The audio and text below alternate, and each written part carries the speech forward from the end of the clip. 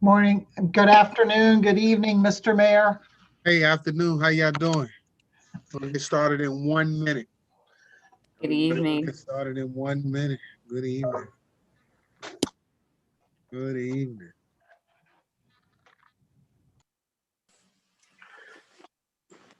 How's everybody doing? Well, good. Doing well. Lisa, turn your phone the long way so we can see the whole thing. Turn it around for us. There you go. It's good. It's good.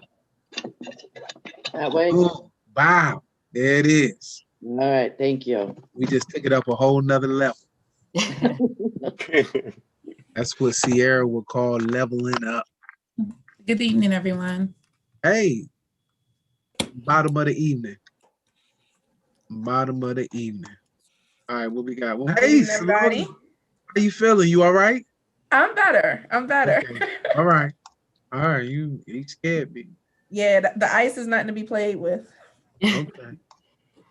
All right. Well, it's glad to see you here. 1, 2, 3, 4. All right. I'm going to call this meeting to order. This particular time. Lisa, if you can take the roll for it, please. It's 7 o'clock. Councilman Brown. Councilman Fields. Councilwoman Miles. Here. Councilwoman Neville. Councilman Pete. Here. Vice Mayor Nickerson Here. and Mayor Wood. Present. We have a quorum of 4 members here. No, 1, 2, 3, 4, 5. Yeah, 4. Just wanted to make sure we do have a quorum. All right. Now we'll have a moment of silent prayer, and it'll be followed by the Pledge of Allegiance.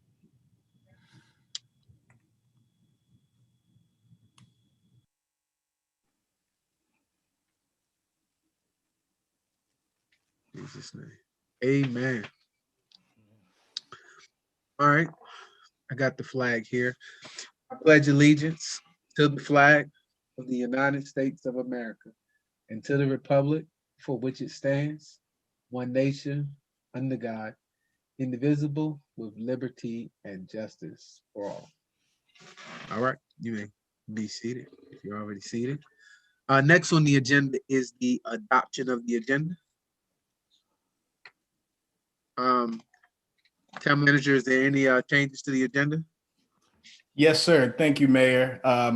We are asking that items C and D under action items be continued to our February 16th meeting. Okay. So you want to continue those C and D. Okay. Mr. Mayor, Yes, ma'am. I believe that pursuant to the discussion I had with Councilwoman Miles and then mentioned to you, there's an additional item for closed session as a personnel matter related to appointment of planning commissioners. Okay. Is that So correct, Councilwoman Miles?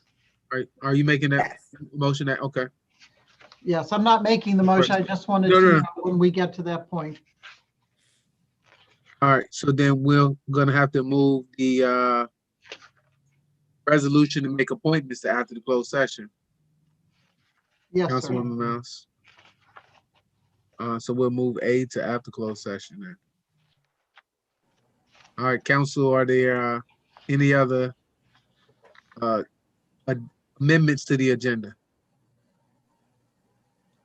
All right, seeing none, I welcome a motion to adopt the agenda, continuing C and D to the next council meeting, and moving action item A to after closed session for personnel discussion in closed session. I'll move. Regarding the appointments of planning commissioners. Second. Oh, okay, I'll make that motion then, that's fine. Oh, Vice Mayor Nickerson made the motion. Oh, I didn't hear nobody. Okay, so the motion is made by Vice Mayor, second by Councilwoman Miles. Lisa, please note Councilwoman Neville has joined us. So we'll mark her present. Okay. All right. The motion on the floor is to adopt the agenda, continuing items C and D to the next council meeting, moving action item A to after the closed session, and adding a closed session discussion on the appointment, personnel discussion on the appointment of planning commissioners. All right, on a motion made by Vice Mayor Nickerson, second by Councilwoman Miles. All right, I'm gonna call for any further discussion on the motion? Councilwoman Neville, Councilwoman Neville? Yes, can you clarify what is C and D, as I have that on another screen? Okay, And so that is the initiating resolutions to amend chapter 70, article 4 concerning site plans, and initiating resolution to amend chapter 54. We were going to schedule public hearings for it tonight, but staff isn't ready to schedule the public hearing for it yet. So we're going to continue that to the next meeting. And what was the A? You said something. A is the appointment of planning commissioners. Councilwoman Miles asked for a closed session before we make the appointments and the recommendations. So we added that to closed session for personnel. Okay, cool. Thank you. All right. Any further discussion or questions on the agenda? All right, seeing none, I will call for the question. Councilman Pete? Aye. Okay, Councilwoman Miles? Aye. Councilwoman Neville? Aye. Vice Mayor Nickerson? Yes. And that's a yes for me. The motion carries 5-0. Is that right? 1, 2, 3, 4, 5. Yes. I just want to make sure I wasn't losing it. All right. Next on the agenda is the approval of our minutes from our January 19th meeting. They were provided to you in your package. Does any council members have any questions or concerns about the minutes? Okay, seeing none, I welcome a motion to approve the minutes as written. Move. Okay, it's been moved. Is there a second? Second. All right. Any further discussion? Councilwoman Neville? Yes, I just want to just make a public statement that I will be voting not to approve because of the town clerk position to sign off on that. Thank you. All right. Seeing no further discussion, I will take a verbal vote. Can you note that Councilman Brown is here too? All right. We are voting on the minutes for the January 19th meeting. All right. Councilman Brown, did you have any questions before I call for the question? No, sir. Okay. All right. Councilwoman Miles. Aye. Okay, Councilwoman Neville. Nay. Councilman Brown. Approve. Okay, Councilman Pete. Yes. Vice Mayor. I abstain due to absence. And that is a yes for me. The motion carries 4-1-1. Is that right, Lisa? Is my math good on that one? I have 4-1 and abstain, yes. Okay. All right. Next on the agenda is our citizen comment time. Okay. Are there any citizens present? Hold on. That's looking to speak? What's going on? Thing. You see any hands raised here?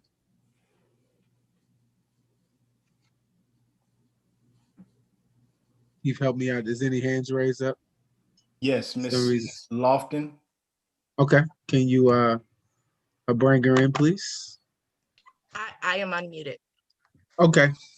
Ms. Lofton, go ahead, please. Just for the records, just continue to state your name and your address, and you have 3 minutes. The floor is yours. All right, thank you. Good evening, council members. My name is Ebony Lofton. I live at 17904 Milroy Drive. Can everyone hear me? Yes, we can hear you. Okay. I just wanted to, I guess, state publicly, I know this might have been a general practice in the past, expressing my interest in serving on the Planning Commission. I think it was January 13th, I did submit not only my statement of interest, but my resume and a completed application for serving on the Planning Commission. As some of you know, I am the president of the South Cove Homeowners Association here in Dumfries. Even last year, I had the wonderful fortune to,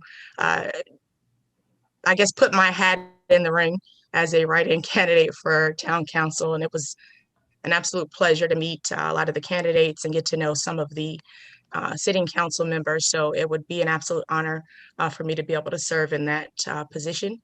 Also, I guess I know that, there's some time to do discovery and due diligence, but I did want to mention or just kind of remind the council and the town manager of an inquiry I submitted a couple weeks ago about some concerns that I had with regard to some of the meeting setup and some questions I had about the police chief vetting.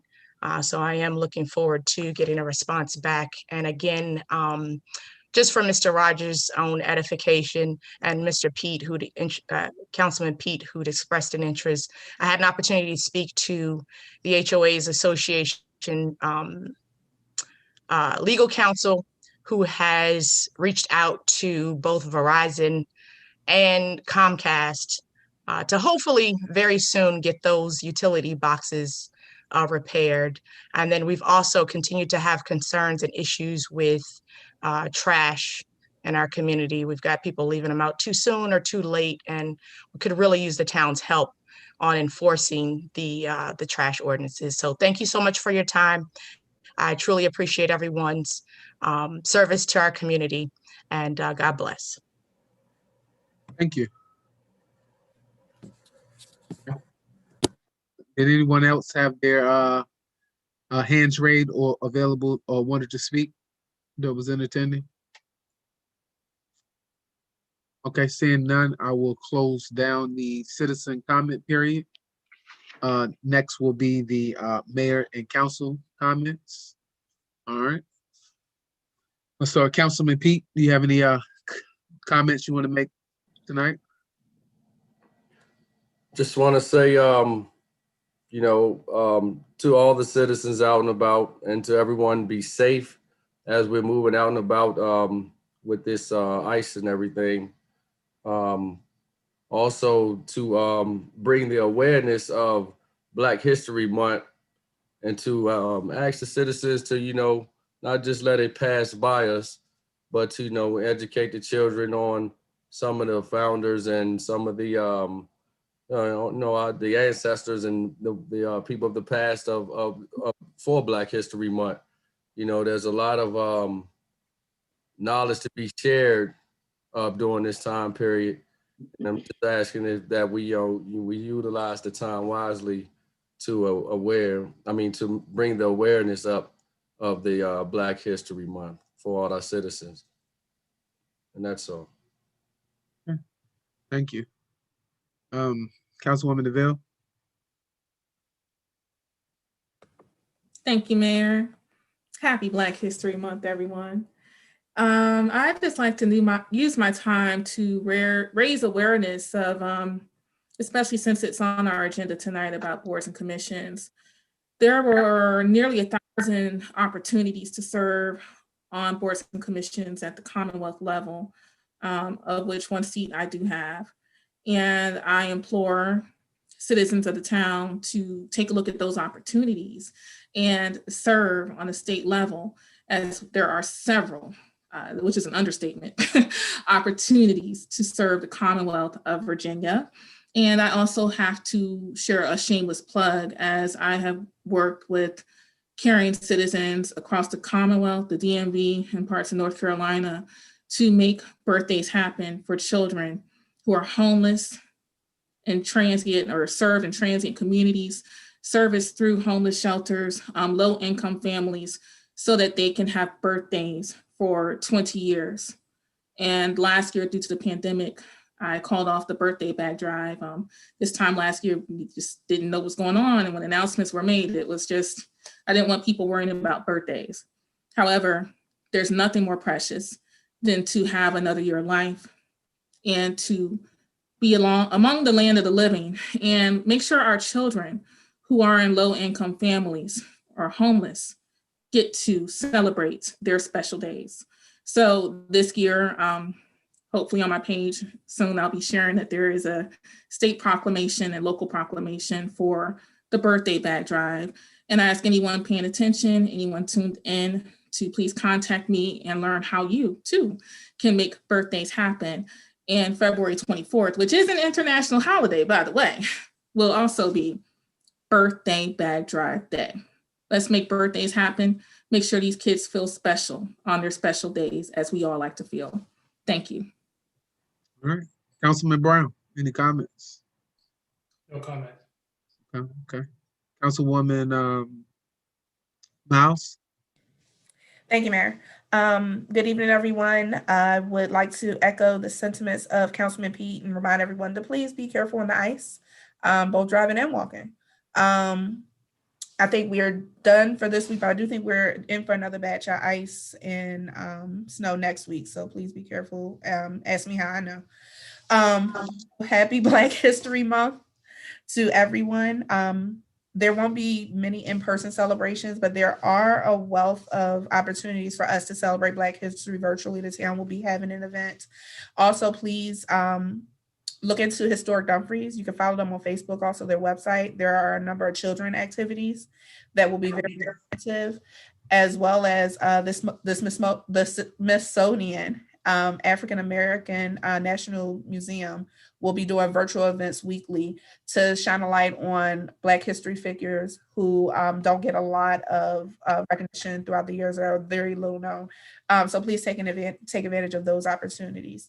And finally, for anyone who is looking into the COVID vaccination, City of Manassas Park this Friday will be doing first come, first served basis vaccinations starting at 8:30 at the Manassas Park Community Center for those in the 1A and 1B categories. So if you are in those categories, that is open to Prince William County residents, so that's us as well. So if you're free and you're able to go and you fall in those categories, please feel free to head out there. Also, please be mindful that you can go to the Virginia Department of Health website and join the wait list and sign up for the vaccination if you're interested in that information. Thank you so much. All right, Councilman Fields.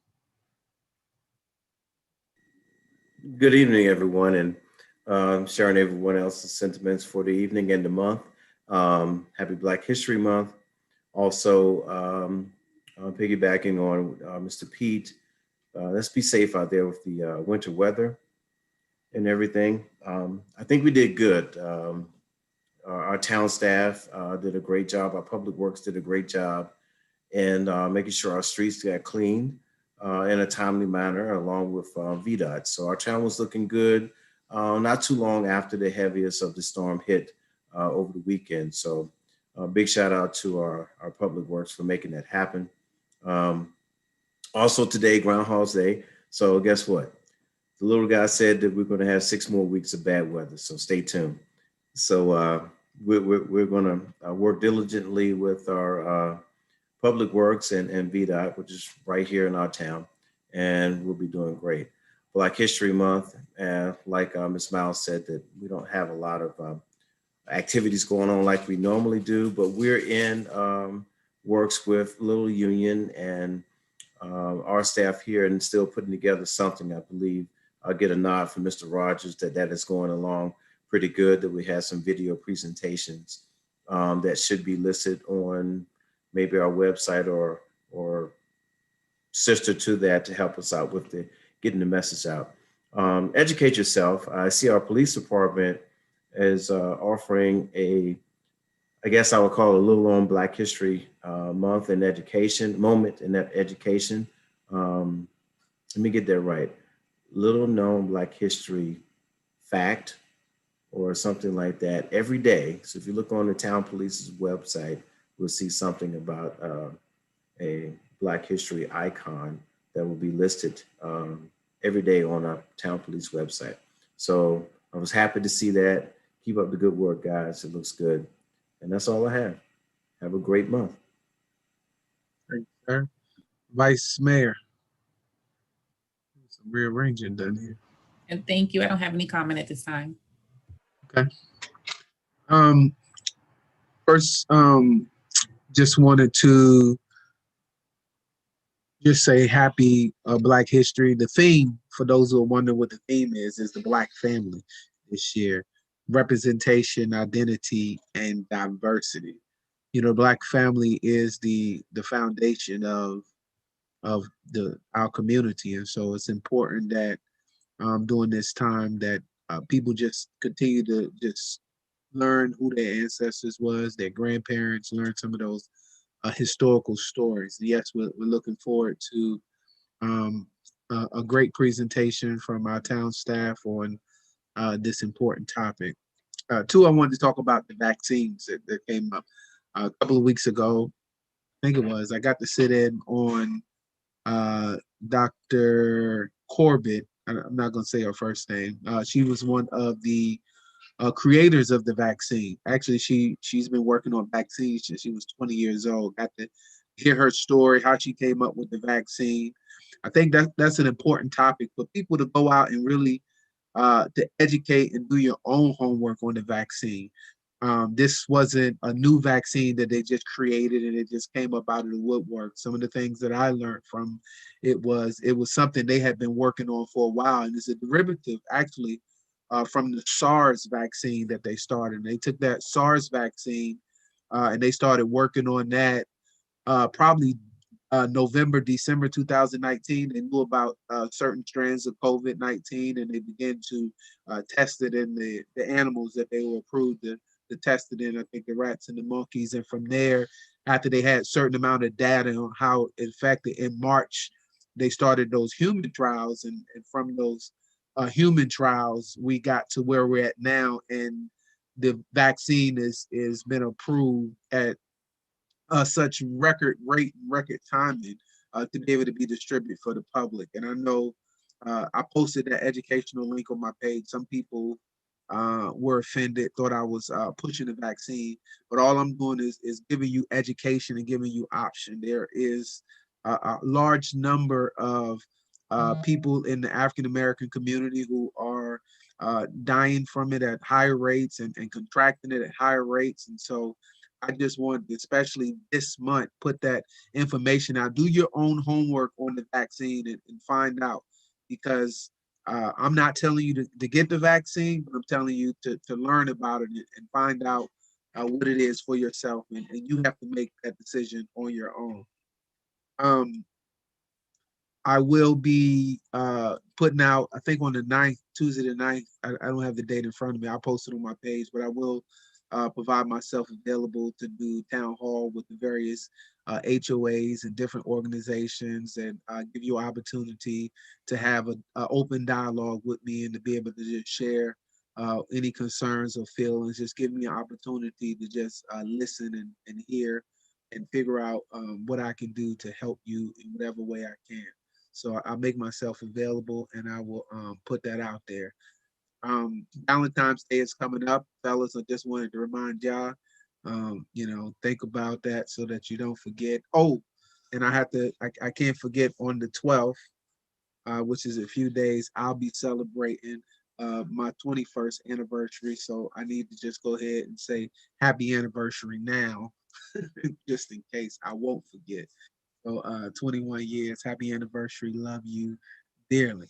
And we'll move on. See, that's how you get a little extra brownie points, fellas. All right, next on the agenda is our reports and presentation.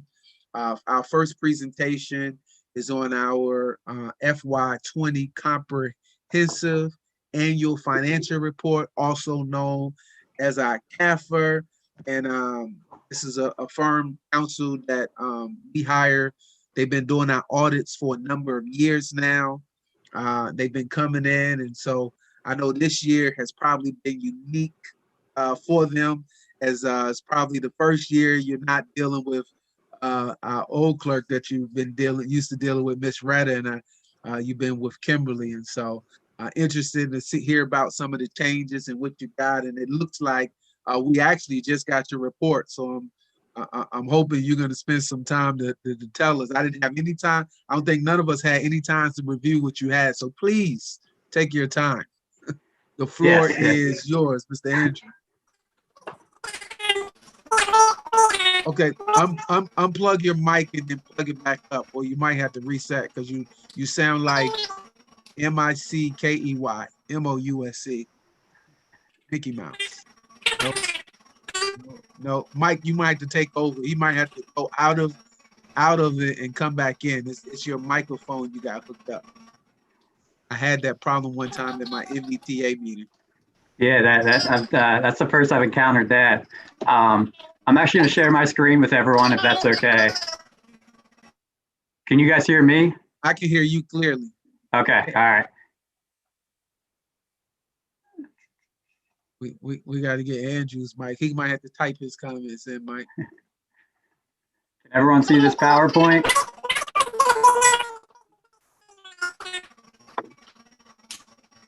Andrew, it's not working. Mike, we can see your screen perfect. Okay, awesome. And it's the full screen? Yes, sir. Awesome. I apologize for the technical difficulties, but I want to say good evening, everyone. Thank you for having us here tonight to present the Town of Dumfries financial report for the year ended June 30th, 2020. My name is Mike Moran. I'm the audit manager on the job. Down there in the corner, who's having the audio problems, that's Andrew Grossnickel, and he's the partner in charge of the job. So for tonight's presentation, we'll kind of keep it at more of a higher level since I know everyone hasn't quite got the chance to really dive through the details of everything yet. So we'll go over the engagement summary, the auditor's required communication with those charged with governance, the audit results, and a few financial highlights for the council tonight. So we were engaged to perform a financial statement audit for the year ended June 30th, 2020. This audit was subject to the auditing standards generally accepted in the US, the specifications of audits of counties, cities, and towns issued by the auditors of public accounts, that's the state, and the standards for financial audits contained in the government auditing standards issued by the Comptroller General. And just kind of briefly talk about the audit process. We come out and do some field work. So this year we had 3 staff accountants, myself and Andrew, who all participated actively in the audit and the field work itself. After all the work is done and the work papers are reviewed and the audit is drafted, it kind of goes through a few different hoops between myself and Andrew. And then we also here at RFC have a quality control department, and their job is to also put another set of eyes on the report. And they're there and let us know if there's any revisions that need to be made, and they can also be available if there is anything technical that comes up that we have a little extra place to go to for. The results for the year ended June 30th, 2020, we expressed an unmodified opinion on the financial statements.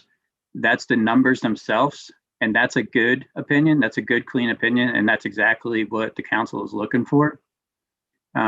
We also, in the report, have another auditor's type report, and this is our internal control over financial reporting on compliance. We did have 2 items to report in there, and you can find them right below that with the page numbers for additional information. And one was reporting in the reconciliation of the Weldon Cooper survey, and the other was the material audit adjustments proposed by the external auditor.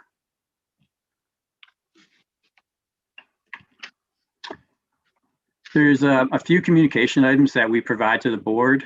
And so 2 of those items, along with the report that you will receive tonight, that was the governance letter. In the governance letter, if there was items perhaps that maybe we had a disagreement with management, or there was incorrect misstatements, or maybe there's just something we wanted to bring attention to the board, we would put it in there as well. This year it's a pretty standard letter, so nothing really out of ordinary. And we didn't have any disagreements or anything like that. We've also provided a management letter. These are our management comments and recommendations. These are items that didn't rise to a level of a significant deficiency or material weakness. And so that's something when you get a chance, you can kind of go through a little bit more in detail. Next, I kind of want to talk about the financial highlights. The town's net position, which is on the full accrual basis, so this will have your capital assets and your long-term liabilities, at year end was approximately 7.3 million. You'll find that on Exhibit 1, which is an increase of approximately 260,000 from the prior year, which you'll find on Exhibit 2 towards the bottom. And then for the on the fund basis, the total fund balance at year end was approximately 4.166 million, and you'll find that on Exhibit 3, of which about 3.8 was for the general fund, and about 344,000 was in the capital projects fund at year end. And overall, this is a decrease in fund balance of 154,312 from the prior year. And just to break it out in between the funds, yes, you'll see on Exhibit 5 that the decrease in the general fund was approximately 499,000. But it's very important to note that of that decrease, there was about a 608,000 transfer from the general fund to the capital projects fund to cover expenditures over there.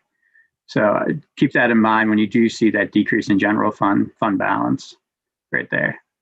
And then increase in the capital projects fund was approximately 344,000. And just one other item, if when you get a chance to kind of really dive through the report that you might want to take a look at, and that's Exhibit 7 on page 67, you'll find your general fund budget versus actual. Lastly, I just want to thank Kim and Keith for all their help this year in getting the report out to you guys tonight.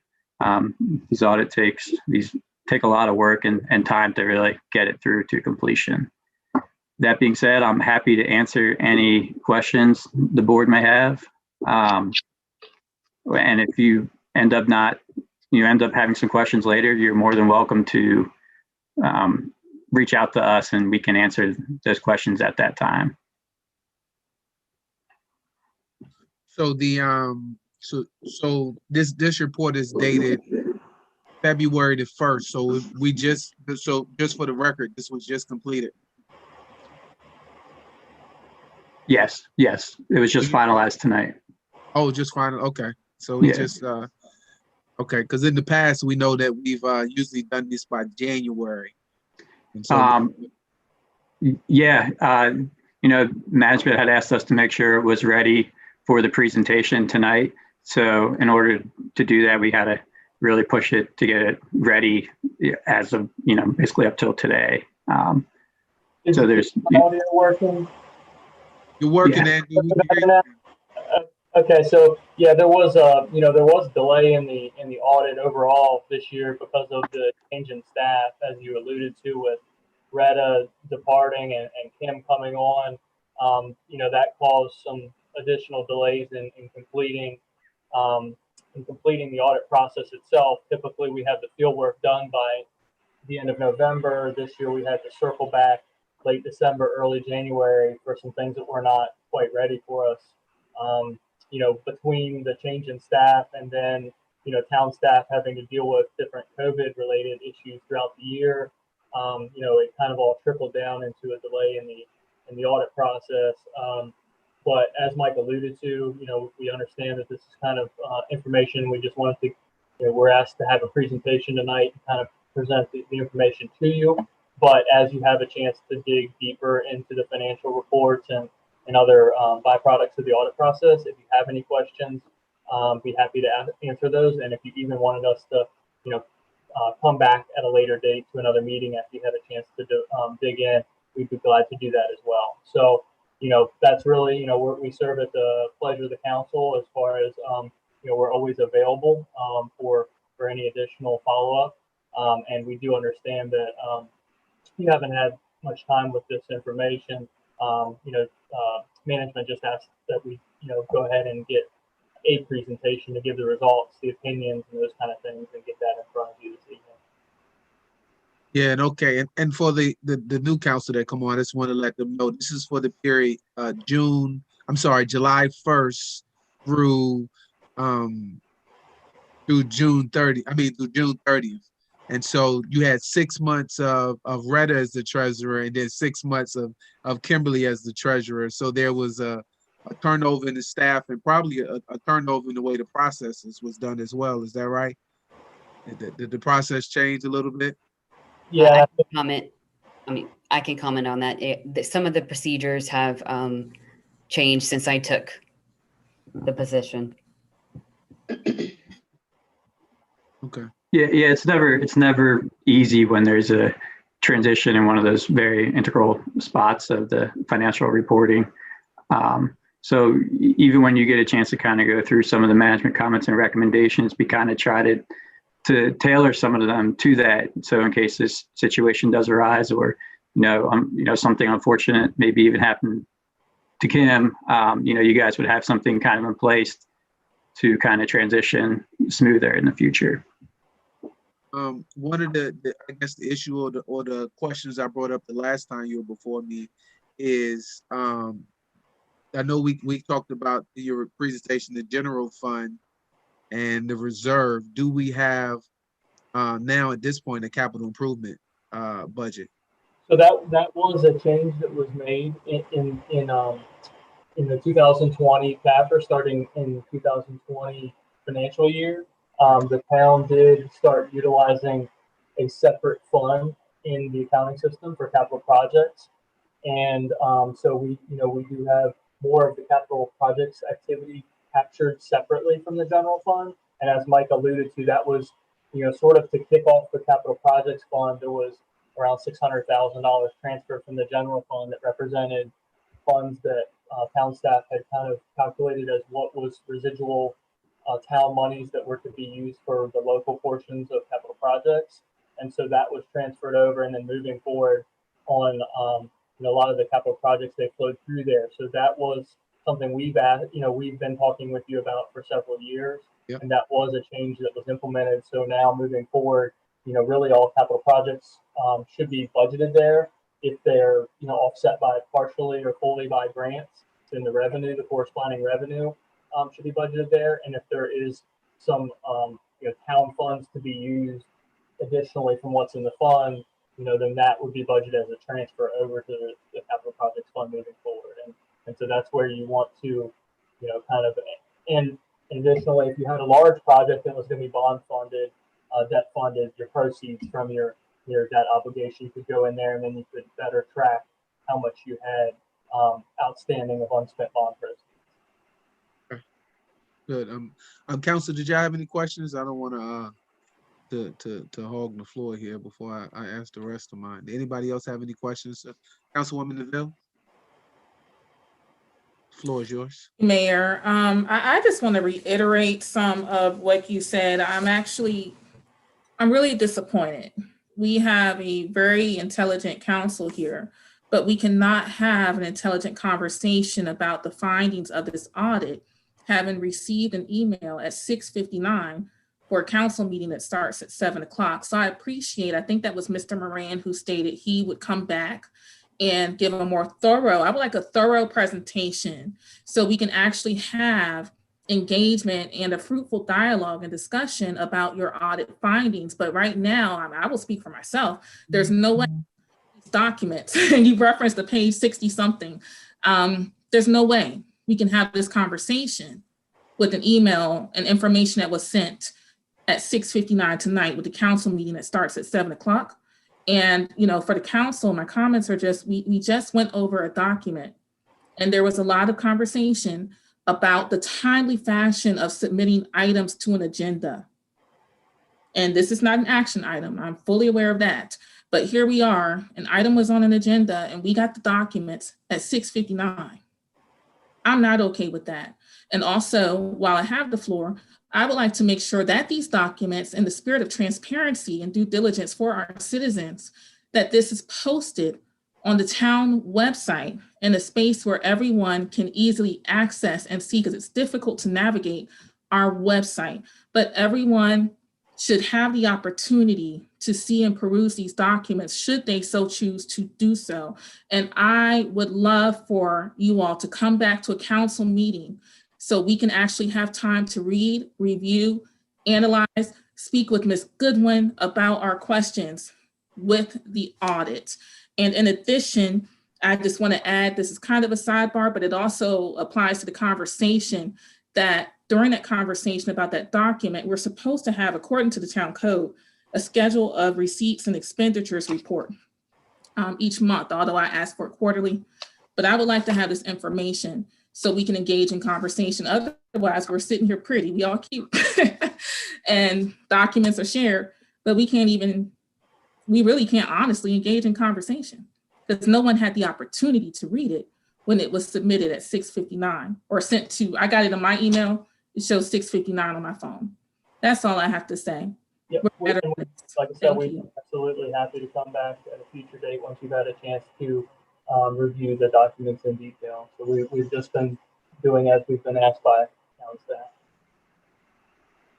Yeah, and I know we put this on the agenda, and I asked where you all was, and talking to Mr. Rogers on Monday asking for the document. He said that you guys were still working, and because of COVID and because of I guess all the challenges with the staff that you guys hadn't finished, and I probably should have removed it for the agenda and just waited for it to come, but I know everybody was waiting patiently for it, so I just continue to press forward. So it could have been a better call that I made when I found out that the document wasn't ready, that we could have pushed this back because we were looking for it and we thought it was actually going to be done. Like you said, the schedule kind of got behind based on the schedule, but I know we're moving into a mid-year and some other things, but this will definitely be helpful. Was anybody else on council had any comments or anything? Vice Mayor? Thank you. So I'm looking over, perusing as quickly as I can.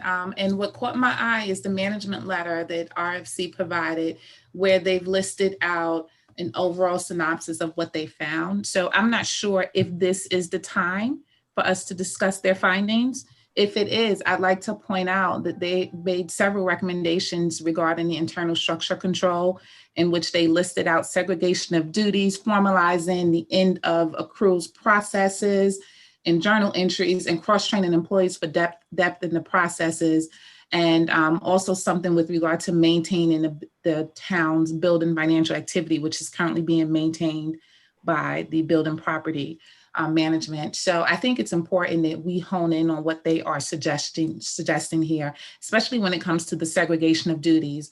What they've pointed out is that in most instances, the same person is doing the process. There is no one else. There's the same person doing, multiple processes. The same person is balancing the checkbook and writing the checks. And that just sets us up for scrutiny that I don't think that we need to have, because in order to have a checks and balance system and transparency, I think it needs to be two different people handling these roles. So my question to the town manager is, with regard to the suggestions that they've made here, have you had an opportunity to review them?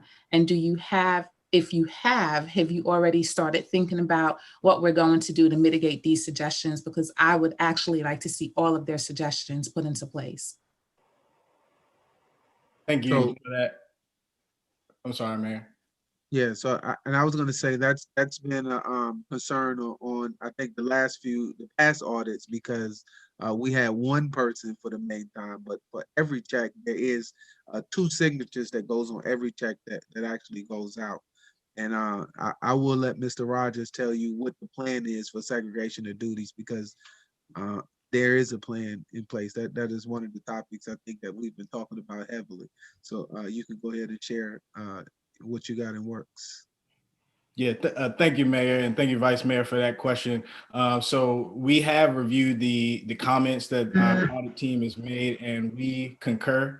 As was mentioned earlier this evening, the fiscal year that's before you and the recommendations that this fiscal year, or the fiscal year that these recommendations are based on, included a transition in staff.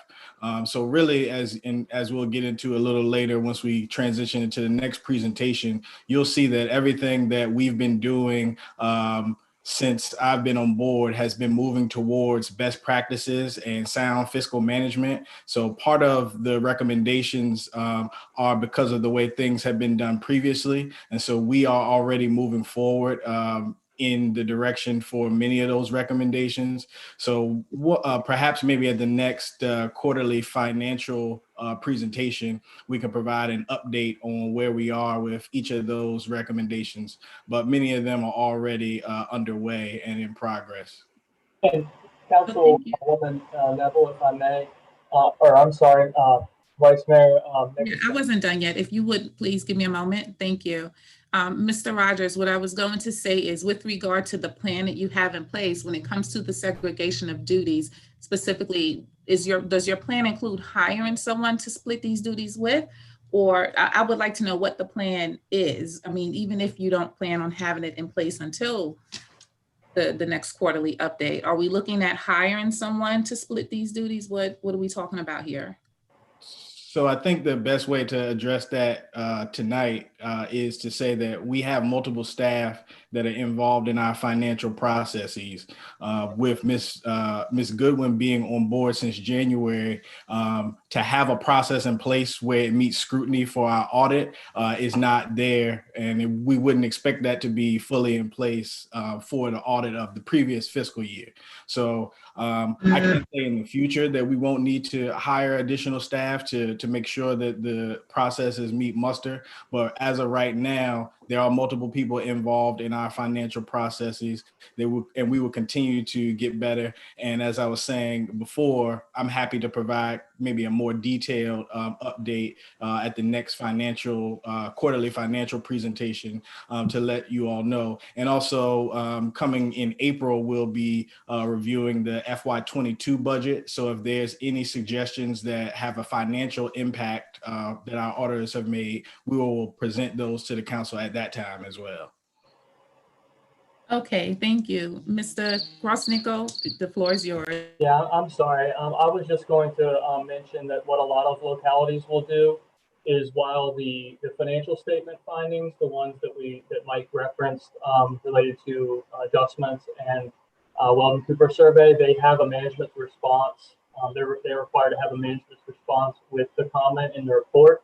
The management letter, there isn't a requirement of that, but a lot of localities will ask for their staff, their management, to submit a corrective action plan or basically management responses to each of the management letter recommendations.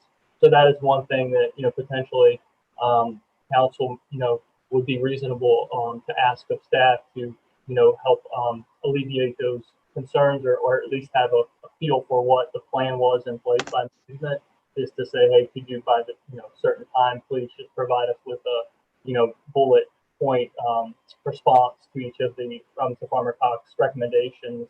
We're going to address it like this, or the cost benefit of implementing this one isn't reasonable, or whatever the case, whatever the response may be. We provide the recommendations, and then it's really up to governance, you guys as council and management to implement those as they see fit. Thank you.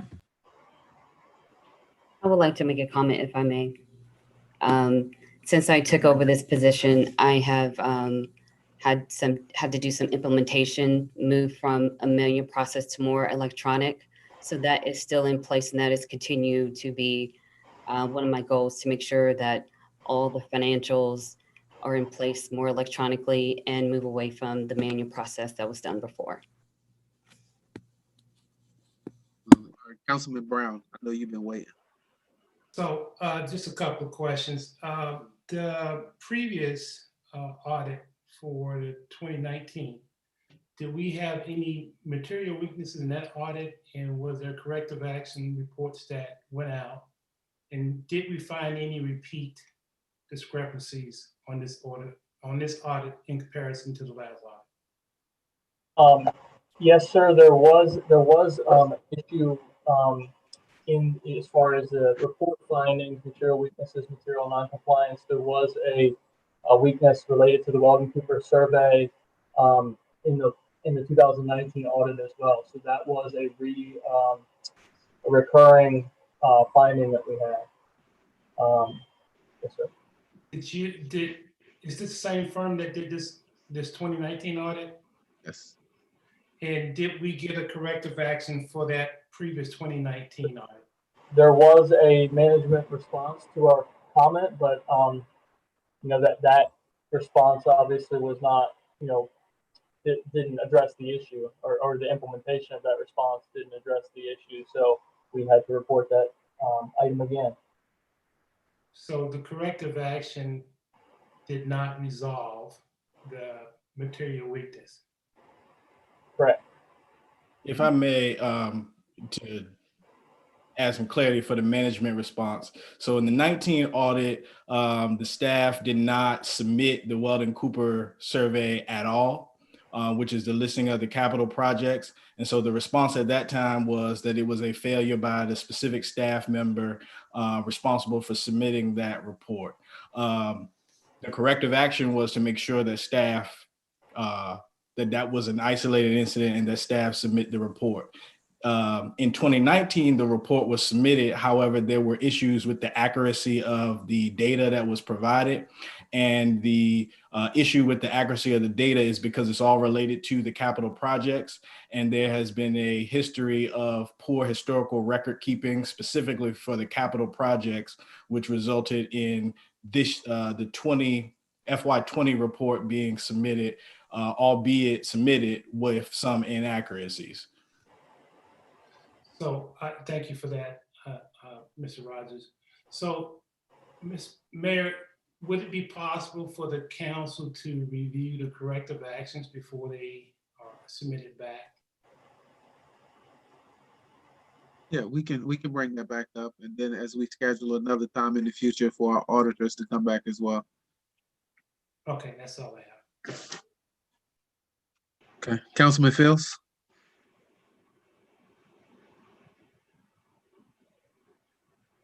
Okay, let's all keep in mind while we're going down and questioning Mr. Andrew and Mr. Mike, Mr. Rogers and Ms. Goodwin.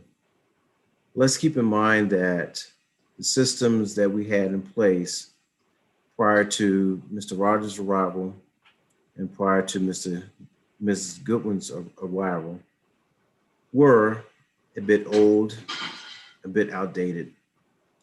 So at this time, I would see it better that we acknowledge the good work that they have done up to this point, and fixing a lot of the wrong and making a lot of the wrong right. Not saying it was wrong for everything, but just catching up with the modern times. I applaud them on the good work that they've done, and I order the company, Andrew and Mike, for pointing out the things that we need to do better. It doesn't mean it's the end of the world. It doesn't mean that we're in bad standings whatsoever with the current times. We're getting there. We're getting there. So let's have a little patience, everyone. Let Mr. Rogers and let Ms. Goodwin do their due diligence, which they have been doing over the course of the past couple of years. And Ms. Goodwin, you just came on board when? Last January? Yes. Last year? January. Last January. So let's make that clarification, last January. And working with our old clerk and financial person that we had, which for many, many years she was here and did a great job. But now it's time to move all those good things and put them into new perspective, and we move forward. So I believe we'll have time before the next presentation for all these questions to be fixed, and we can have a good budget and audit time for this year coming up. The town is doing great, so I don't want anyone to leave away from this conversation that we're not doing good at all in the financial state. We're doing good. We just need to tweak on some things and work on some things, and I think we'll be in a good position. Thank you. Yeah, I think that one of the first things they said is the improvements. I mean, we've started getting the capital improvement budget. I think pretty soon we'll be in position. I think I asked you last year, Andrew, when will we be in a position to get the town a credit rating? Like, how are we looking to be in position for a credit rating? Well, I think you have to talk to a financial advisor in that, in that regard. I think that the structure of your financials, the changes that you've made in segregating out the capital projects fund from the general fund is probably something that will aid in that process, but that's not necessarily our domain. That's more of a Davenport or another type of financial advisor that can help you, and if you go that route, and also provide support on a potential ratings call and things like that. What were some of the significant improvements that you can share that you've seen? We talked about some of the corrective action. What were some of the improvements you've seen, I guess, over the last year? Well, I think the main thing that, and then I'll let Mike chime in, but I think the main enhancement that has been made from an overall standpoint is trying to finally use that ability in the accounting system to have a separate capital projects fund. It'll make it easier for you to see the budget lined up, because you've kind of been budgeting it that way in the past, but then it's been kind of just showing up in the financial statements all under the general fund, because that's how it was in the accounting system. So that was a positive thing. Kim is trying to bring things into more of a modern standpoint, but there was some growing pains in that regard with trying to automate some of the things, and some of those things not coming through exactly the way they were intended, since it was a new process. But I'll turn it over to Mike if he had anything further on that. Yeah, I agree with Andrew saying as well. And it's not easy trying to go from doing month-end journal entries on paper to trying to have everything be fully electronic and integrated into the accounting system. So I know, and this didn't really affect the FY20 audit, but I believe Kim has had more modules go live starting July 1st.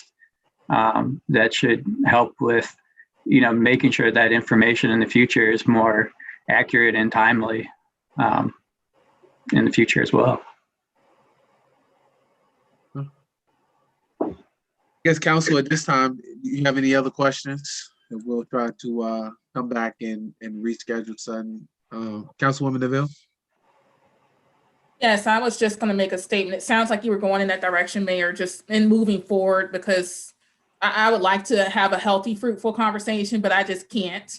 So I just wanted to make sure we took the necessary steps and move forward to lock them in for a meeting, either our next work session or the March council meeting, so we can engage in a roundtable conversation about the audit findings and have time in between time to talk with our treasurer, Ms. Goodwin, with any questions we may have beforehand. So I just want to make sure we set that in and people are aware. And once again, that those documents are posted on the town website in the spirit of transparency. Thank you. Yeah, so we can look at probably the first meeting in March if their calendar is available to bring it back. Councilman Pete, did you have anything to add before I move on in this conversation? Oh, not at all. Well, actually, you guys are pretty much covering it. That we're looking to reschedule, and also transparency. So, we're moving in the right direction. All right, thank you, sir. All right, gentlemen, any last words? Mike, Andrew? I just thank you for your time, and yeah, please reach out, and either myself, Mike, or both of us will make sure that we're available at whatever time frame. I do think it's a good idea to circle back with the treasurer. A lot of these things, a lot of these questions that you'll probably have related to the comments will be, things that staff will be able to fill you in on where we're coming with those. But we're obviously happy to provide clarity of where, from our perspective, we're coming from with any of these comments and any of the other things with the audit. So just, reach out to us and get us on the schedule. We're happy to come back. All right, see if you can keep March 2nd open. Thanks, gentlemen. Appreciate it. Thank you. All right, next on the agenda is the our mid-year budget review, second quarter financial presentation from our town manager and our director of finance, Ms. Kimberly Goodwin. Welcome to the town council meeting.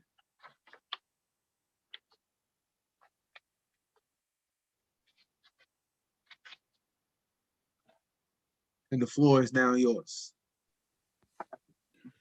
All right, thank you, Mayor. So We've just heard from our audit, and I appreciate council's patience. I know that the last meeting you all asked that make sure that they came to this meeting, so we were under the gun a little bit, but we got it in, and so we look forward to any continual dialogue that the council would like to have. So that was FY20 that you just heard from our auditors on. So now we're transitioning to our conversations on fiscal year 21. So I just want to remind the council that everything that we do in our finance department is we strive for adherence to our best practices and sound fiscal management. Now, proof positive of all this work is receiving the GFOA's Distinguished Budget Presentation Award for both FY20 and FY21. It's the first time in town history. So as we're talking about modernizing processes and advancing, this is the first time in town history. You also will note that in FY19 and FY20, just from our budget, we projected a budgetary surplus in both years. Those are significant because that means that the budget, that the staff in expenditures is adhering to the adopted budget. Again, another highlight, the recent bond refunding that the town went through. As the council will remember, we engaged our financial advisors that led us through that process. Mayor, you mentioned our standing with rating agencies. Well, one of the ways you know that you have a good credit score is to be able to refinance. And so we were able to refund a bond that resulted in $640,000 in savings. Woo. And that's over 20 years, but that's significant because those are debt payments. And so you save on that interest. So that is also why we do not have a bond rating. That is proof positive that banks and lending institutions view our financial portfolio in a favorable light so that they would process us for refunding. The other key that we look at in terms of sound fiscal management is healthy reserve levels. So now that the audit was presented, you'll note once council has an opportunity to look through that the reserve level is actually closer to 4.1 than 4.3. But the point that I'm trying to make there is that having reserves that nearly equal your operating expenses in a given year is something that is a good sign of financial strength and financial health. Additionally, we heard about how the capital projects are now being properly segregated. And so you will also note that there was no new debt issued in fiscal year 21. That's important because that means we're not incurring costs for financing and we are maintaining our current debt limit, which will allow us to plan for the future. And everything that we do in terms of adhering to these sound practices is also looking towards the future for Main Street, the future of our Route 1, and the future development for our town. So as we sit here in February 2021, the biggest impact on our operations continues to be the current pandemic. So thankfully, due to the hard work of our staff and our team, we were able to adjust our FY21 budget projections before they were presented and subsequently adopted by the council. However, as we looked at those numbers, we projected a reduction in anticipated revenue of $1 million related to COVID-19. And so thankfully, we were able to make those adjustments before the budget was acted on. But I wanted to paint that picture that even though we're in a good situation, our impact related to this pandemic for just this fiscal year is approximately $1 million. Now, the town, once the federal government acted, the town did receive approximately $900,000 in CARES Act funding. Now, some may think, well, that plugs that $1 million hole. However, you all will remember the CARES Act funding cannot supplant lost revenues, and it can only be used for specific expenditures, and that is related to the pandemic. And so we will talk about that a little late at a future council meeting as the deadline had been extended for the CARES Act funding.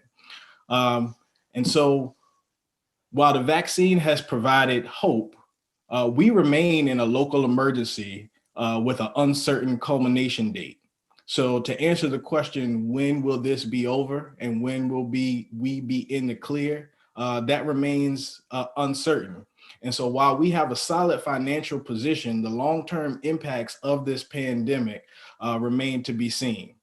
And so with that, I will turn it over to Ms. Goodwin to explain to you all what we are looking for now that we are now we're into the third quarter of the fiscal year.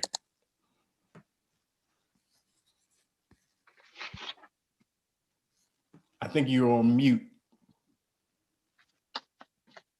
I apologize. Good evening, everyone.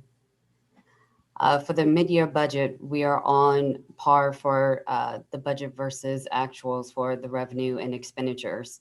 Right now, the local sales tax have yet to be recorded because we are implementing more into the software to make it more electronic and to have it set up more effectively to be recorded on a monthly basis accurately.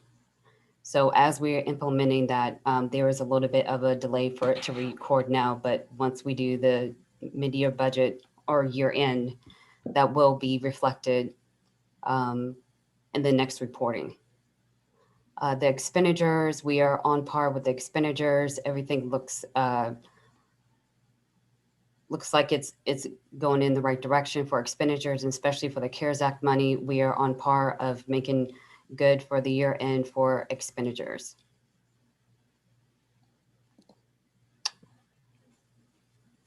Does anyone have any questions? And before we take questions, I just want to again thank Miss Goodwin.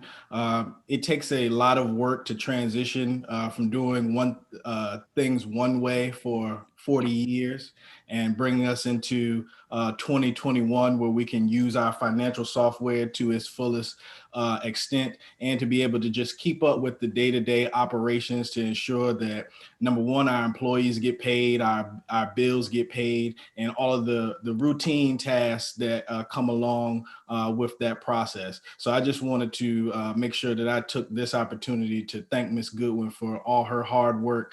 It's been a unique year.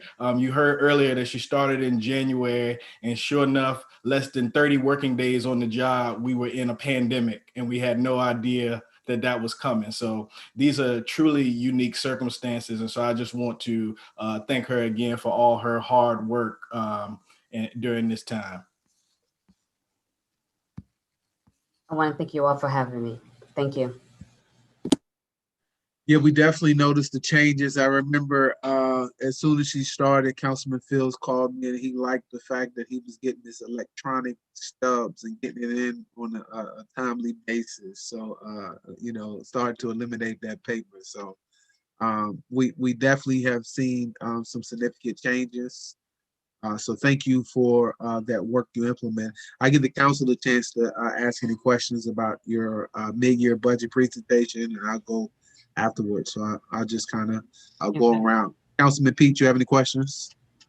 Oh, yes. I want to first congratulate Ms. Goodwin and the town manager on taking on those tasks, because I actually remember a time when being in charge of Parks and Recreations that we actually had to present a budgetary detailed item like sheets like that. So for them to be bringing them on to modernization of being computerized, I'm pretty sure it's a lengthy task. And, I just want to just say thank you for putting in the hard work with the little bit of time that you had to do that. And, we'll get to the transparency. We'll get there. But I definitely do understand the challenge that you had placed upon you, and want to thank you for actually succeeding in being able to present to us a presentation of sort. So again, thank you, and we'll get to the transparency. Thank you. You're welcome. Councilwoman Miles, you have anything? I do. So also I want to echo thank you to Ms. Goodwin. I know you've had a lot of long days and long nights, and your dedication is definitely appreciated. You've done a tremendous job. I do have a question about the budget, and you may not have the answer now. You can email me back, it's fine. I'm wondering, it's in accordance with the pandemic, because we've definitely taken some hits with COVID, with having to close the DMV. I know that a portion of our budget was tied into revenue that we thought we would get from the DMV Select being open. Do we know how much money we've lost from that, or do we need to look at moving line item budget, money from another line item from one place to the other to make sure that we're good? And like I said, I know you may not have that answer now. You can email me later. I can Later. give that answer. It's right in line item 10-312-0602. Oh, I missed that. That's the DMV Select revenue. Again, in the revenue section, line item 10-312-0602, DMV Select revenue. And you can see it 0% that came in. So it's on page 1 of your budget actuals and stuff like that. So. And I missed that. Okay. Here it is. I got you covered. You don't even have to wait for an email. All right. And if I may add a little context, you all will recall that we were able to open the DMV for the first time in fiscal year 20. And as I was stating earlier, since we knew the pandemic was coming and that we were mandatory work from home, we did not project any additional DMV revenue over what was previously budgeted. But I guess it was going to be a pleasant surprise, but since the question came up, staff has been able to do some work for the central DMV office to generate some revenue even while we are remote working. And so there will be some revenue that comes in for the DMV, even though we remain closed to the public. So just wanted to add that. So just a question, how? They process titles and other paperwork for central DMV. Essentially, when the central DMV is, they get very busy. And so if they have additional paperwork that we can help them get done faster, or the Select partners can help them get done faster, they will mail that to us and we can process that for them, and we would still recoup the revenues that we would make as if we were doing it in person with a customer. So I guess another kudos to the staff of the DMV for being trusted with that responsibility by Central DMV, that they would allow us that opportunity even while we're still closed for the pandemic. Okay. All right. Thank you. All right. Councilman Brown, did you have anything? So just want to congratulate the town manager and Ms. Goodwin on the GFOA budget presentation award. That basically is saying that we have structure in place that allows us to make sure that when it comes to transparency, we know exactly how to show that. So without that structure, we'd be looking for things behind rocks. So just to have that in place and be awarded that, it's a real good thing. It's an outside entity looking at what's happening inside of Dumfries when it comes to how we budget. And they are saying that we are in line with most, mainstream processes. So that says a lot about the work that you've done. So just congratulations on that award. Thank you. Councilwoman DeVille, you have anything? Yes, thank you, Mayor. Hi, Ms. And I'm excited to see you here at our meeting tonight. So thank you for joining. So I do have a few questions. One of them, Ms. Councilwoman Miles actually touched on, and that was, I'm curious as well to see if there will be a movement of any funds. As I see in the percent columns, and we are halfway through this fiscal year, some items are at 100% or over, and some are not.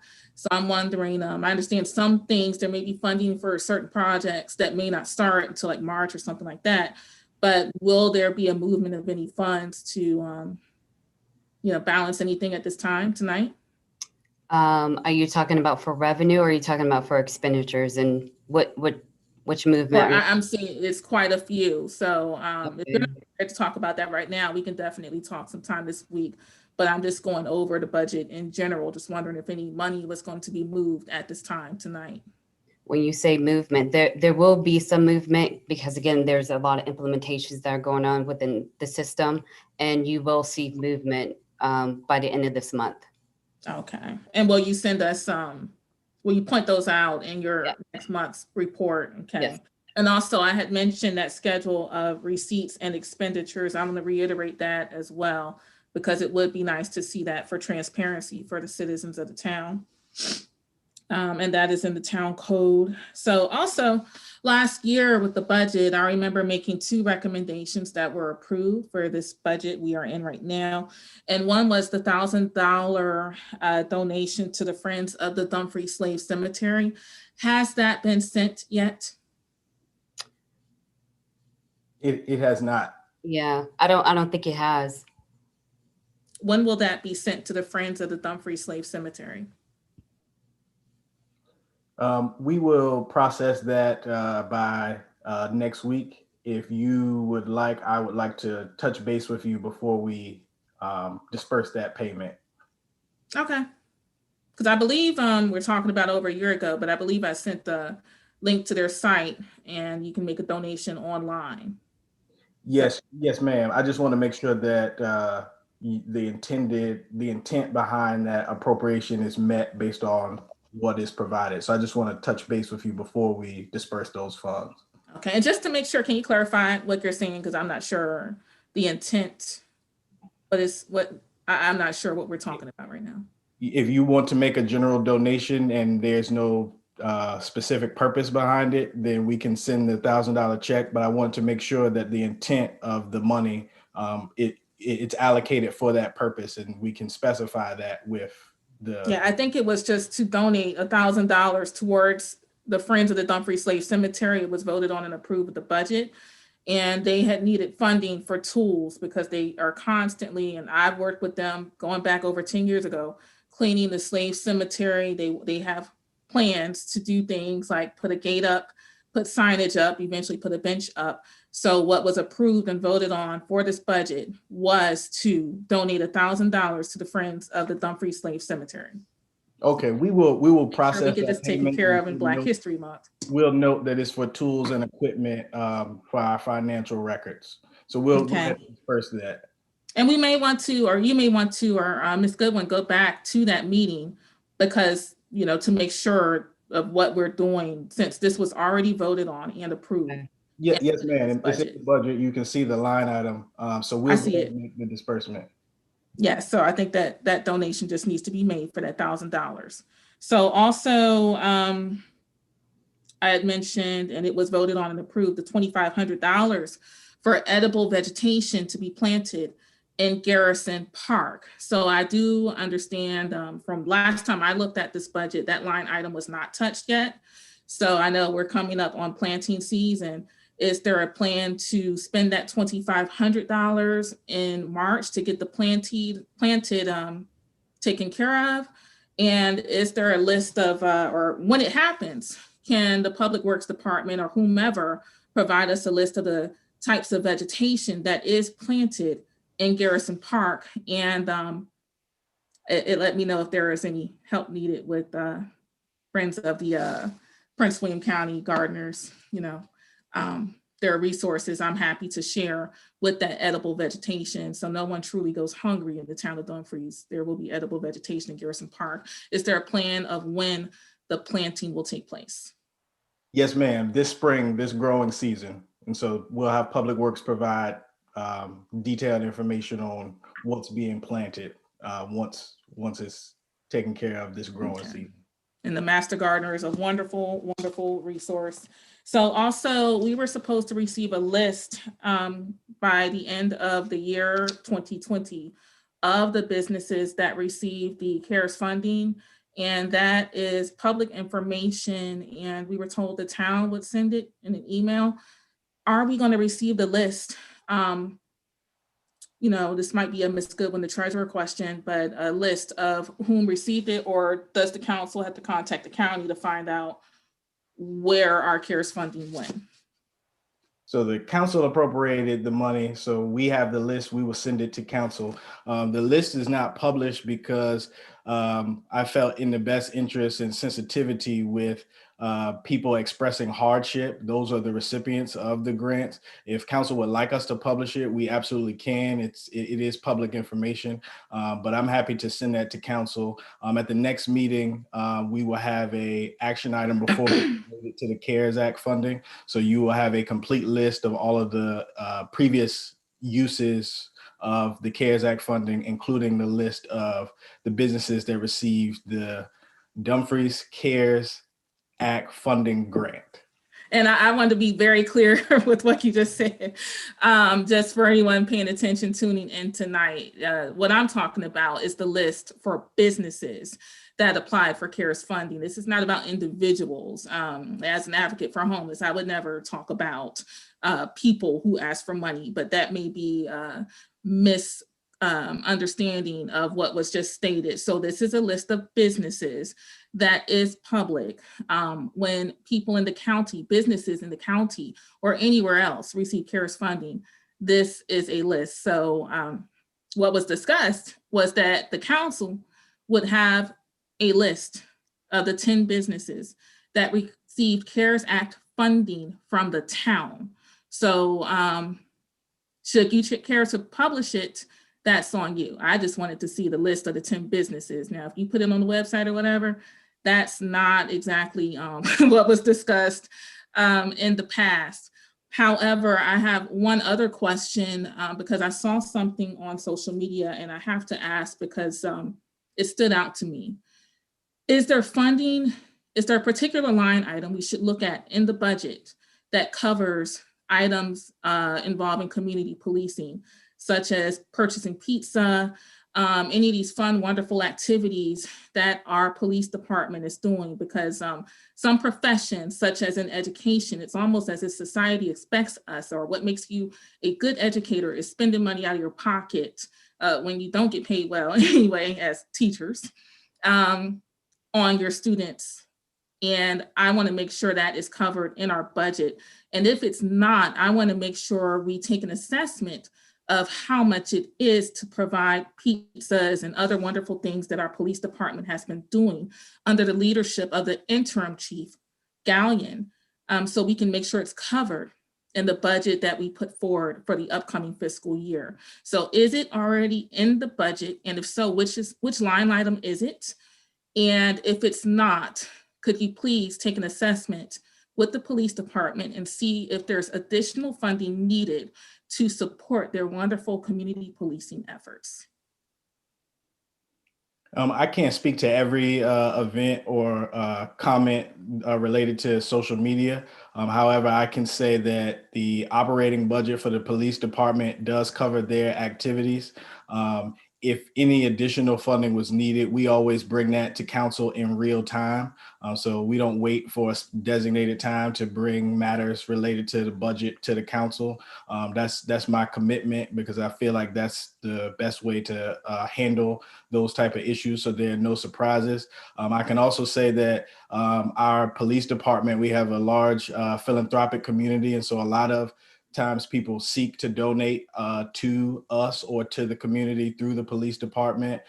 So there's no, the specific line items in the police department are related to their mission of public safety, and community policing is a part of that. So materials for training, tools they need to do classes, outreach they need to do to community, that's all covered in their operating budget. But I know that especially during the holiday season, there were a number of donations or members of the community that wanted to sponsor different activities, and being engaged with the community, the police department helped facilitate those activities or participated in those acts of philanthropy. So I think that we're all covered. And Ms. Goodwin, maybe you can chime in on this.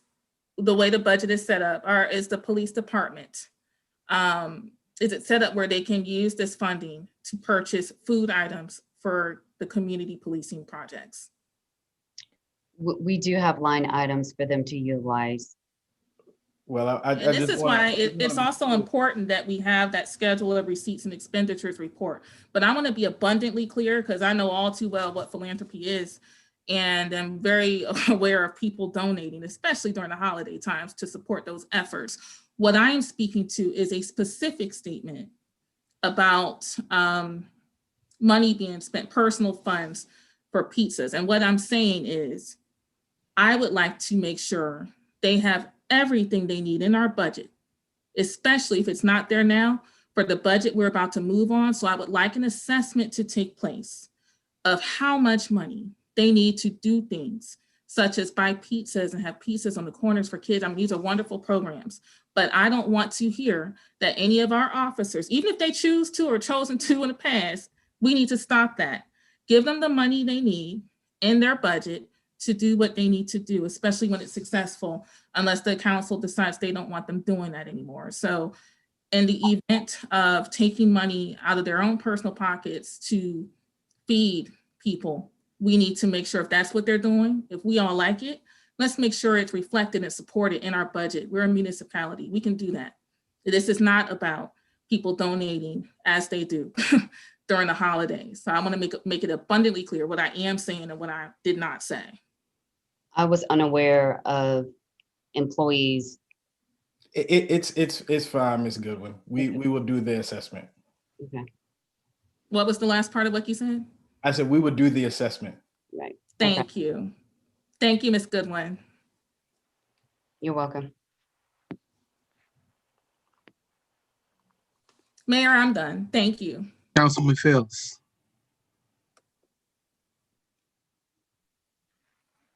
I'm only gonna say ditto to what I said in the earlier segment. You're doing a Okay. great job. Let's keep up the good work. Thank you. All right, Vice Mayor. No, I'm good. Thank you. Oh, okay. All right. So I think we've exhausted. Are there in today's report? I know we're going to do another one, a quarterly report coming up. But in today's, are you recommending any revenue or expenditures to be moved or reallocated? I know if we are, what is it, above 1% or 5% of the budget change? Not at this point, no. Okay, so no reductions or no increase No. requests. All right, so this is just a presentation. Well, thank you for that budget presentation. All right, if there are no further questions from the council, I'm going to call for a 10-minute recess. Give you all the opportunity to stretch a little bit.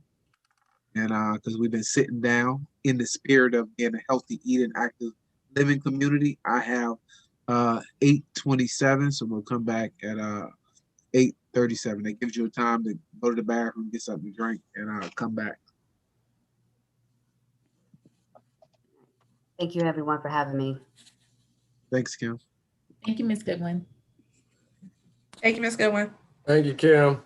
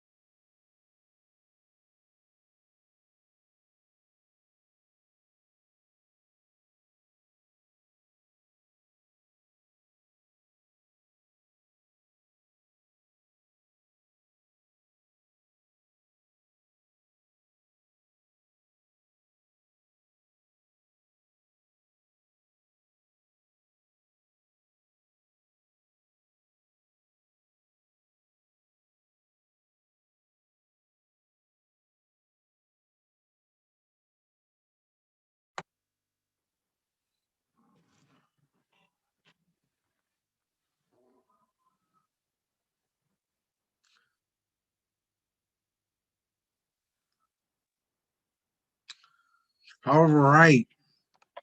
Got 8:37. We're gonna come back from recess here and get kicked right off into the next on our agenda, Land Use Committee overview. Mr. William Capers III, the Director of Planning and Community Development. Sir, the floor is now yours. Thank you, Mr. Mayor. Allow me to share my screen. Good evening, Mr. Mayor, Vice Mayor, and honorable members of the Town Council. My name is Will Capers, and I'm the Director of Planning and Community Development for the Town of Dumfries. Tonight, staff will present to the Council a brief presentation on the Town of Dumfries Land Use Committees. The Town of Dumfries Land Use Committees collectively are represented by town residents and in part are largely tasked with the advisement and administration of various functions relating to land use and zoning matters in the Town of Dumfries. The Planning Commission consists of town residents that serve within local government as volunteers, acting as an advisory group to the Town Council on issues and policies related to planning, land use regulations, and community development. Planning Commission members are generally appointed by council and are governed by the provisions outlined in the Code of Virginia as shown and by the Town of Dumfries Code, specifically the zoning ordinance. The general composition of the Planning Commission is provided as follows.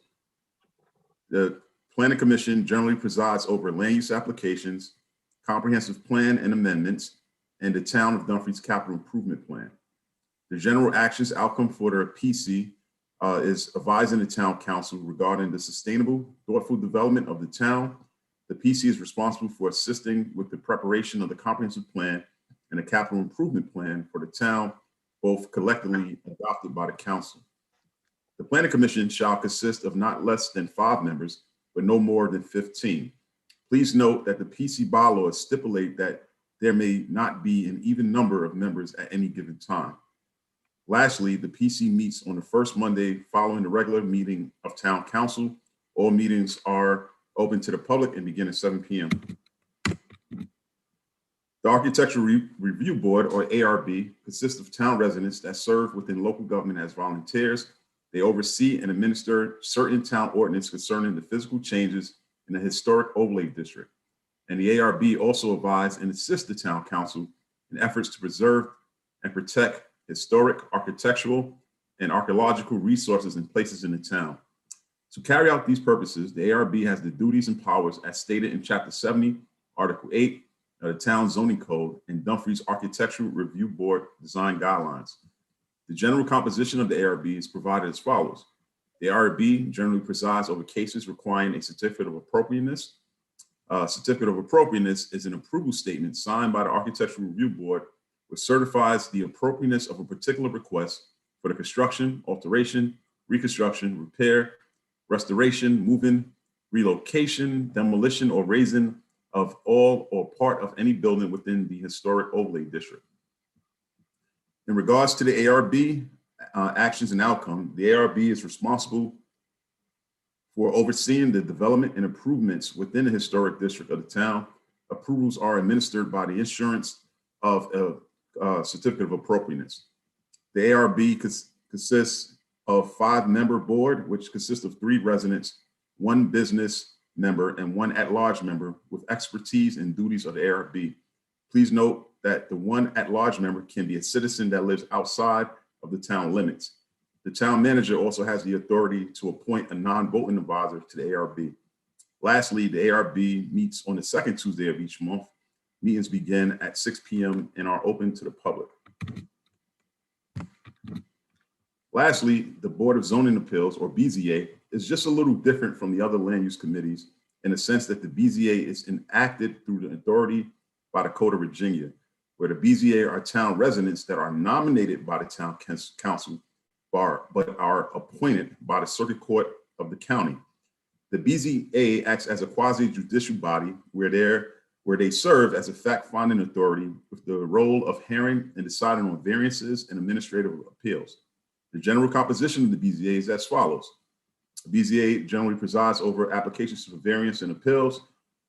The general action or outcome of the BZA is to hear and make decisions for applications for variances and appeals from any order, requirement, decision, or determination made by the zoning administrator and administration or enforcement of the town zoning code. The BZA shall consist of 5 or 7 members. Members must be residents of the town of Dumfries. Lastly, the BZA meets on an as-needed basis on the third Wednesday of the month at 7 p.m. This concludes my presentation. I'm available to answer any questions you may have. Thank you for that that detailed presentation. Question. I don't know if you can hear me. Can you hear me clearly? Yes, Mr. Mayor. Can you get us copies of all of the bylaws for these 3 what we got? Commissions, boards? What are they? Boards, commissions? They're a combination of both boards and commissions, depending on which one you are referring to. But yes, Mr. Mayor, I can have my staff send out the bylaws to the council. Okay. Have they been reviewed, I guess, in the last year or since you've been here? The bylaws, when you say review, the bylaws, the latest copy of the bylaws were adopted in 2018. They have been reviewed by staff. However, they can only be altered, modified, or changed by the town council. Yeah, and we generally have a annual planning meeting with the boards and commissions. Is that not the practice of your department to set up an annual planning meeting with the council and your boards and the commissions? In terms of a joint meeting with the town council with any of the land use committees, I will defer to the town manager. I think that's more or less something that him and I will discuss, but the actual meeting itself is something that the town manager will schedule. Okay, so it is because I don't remember if it was in their bylaws or not to meet with the council annually and to kind of review those. So it may very well be, Mr. Mayor, but as we all know, with the pandemic and the way we have been handling the meetings, we probably probably been an oversight or probably been more direction in trying to organize the meetings than try to have a joint meeting. But I will talk with the town manager. I actually have a one-on-one with him next week. Okay. We could talk about this and try to get that arranged. This is no problem. Council, any questions about the boards and commissions, the land use committee report that was given? Any questions? Vice Mayor? Hi, thank you. Mr. Capers, can you please tell me with each of the boards, do we have the minimum seats filled on each of the boards? Yes, I can answer that, I'm sorry, Vice Mayor. For the Planning Commission, the bylaws stipulate specifically, I believe they mimic the state requirements in which the maximum members that could be allowed is 15. As you may know, given that we are a small locality, I don't believe we have ever filled 15 seats. So currently for that commission, we have 5 seats that are filled. And tonight, I believe the council will consider the addition of 2 seats. But as I stated, because of the high number of planning commission seats and the proportion to the size of the town, we never fully will fill all 15 seats on the planning commission. Sorry. Vice Mayor, you have more? Yes, so my question quite simply is, do we have the minimum amount of seats filled? So for the Planning Commission, if it's 5 is the minimum, do we have 5? The ARB, do we have 5? For the BZA, do we have 5? Yes, Vice Mayor, I'm sorry, I misunderstood your question. No, no problem, thank you. Anything else, Vice Mayor? No, that's it, thank you. Okay. Just a point of clarity, Vice Mayor. Sorry, for the Planning Commission, we have the minimum vacancies filled. For the ARB, we do as well. The BZA, we do not. BZA, we need applicants. How many seats do we have on the BZA that are currently filled? We have 3. Thank you. Yes, Mr. Mayor, I just wanted to note 2 things.